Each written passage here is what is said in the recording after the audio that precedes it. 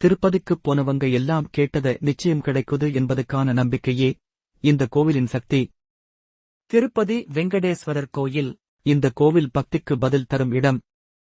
மனசு கொண்டு கேட்ட ஆசைகள் பல நாள் காத்திருந்தாலும் நிச்சயமா நடக்கும்னு மக்கள் நம்புறாங்க. அதனால்தான் உலகம் முழுக்க இருந்து லட்சக்கணக்கான மக்கள் தலையை மொட்டையடிச்சு அர்ச்சனை பண்ணி அவனிடம் நன்றி சொல்வதற்காக வர்றாங்க. இங்கே கேட்குற பிரார்த்தனை மெதுவா நடக்கலாம், ஆனா கடைசி வரைக்கும் நடக்காம போகாதுன்னு பழமொழி மாதிரி மக்கள் சொல்லுவாங்க. இதுவே இந்த கோவிலின் மாயம். நீ என்ன வேண்டியிருந்தாலும் அவன் கேட்கிறார்னு நம்பிக்கையோட சொல்லு, நிச்சயம் நடக்கும்.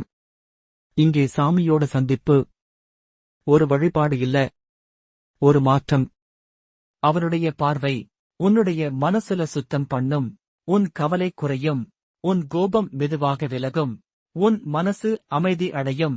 அதுக்காகத்தான் மக்கள் திரும்ப திரும்ப இங்கே வர்றாங்க.